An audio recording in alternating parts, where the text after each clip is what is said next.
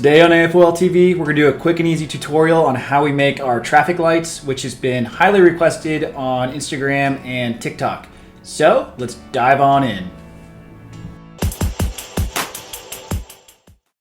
Alright guys, welcome back. So today we're doing traffic lights, and what we love about our design is that it's pretty stable overall. A lot of traffic lights with Legos tend to droop over time, and while gravity does affect these somewhat, overall they're pretty stable. They allow you to add street signs, little crosswalk indicators, and then up to 2 or 3 traffic lights up above. So with all that being said, it should be a pretty quick and easy tutorial.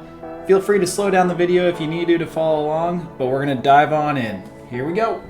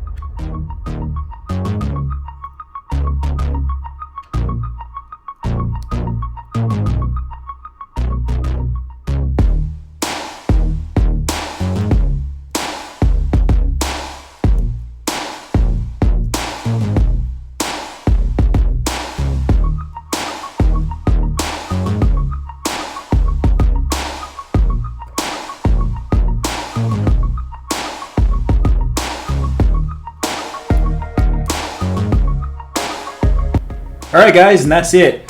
As mentioned, it's not a perfect solution, but we've really enjoyed it for our city.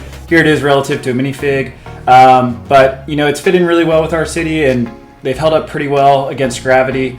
If you saw the stickers, you probably are wondering how we did that. If you haven't seen our video yet, I linked it up above. We did a full tutorial on how to make custom stickers. And last but not least, if you don't subscribe already, we'd really appreciate it if you're considering joining our channel, where we keep on growing and we love seeing the community grow with us. So thanks again for watching, and we'll see you next video.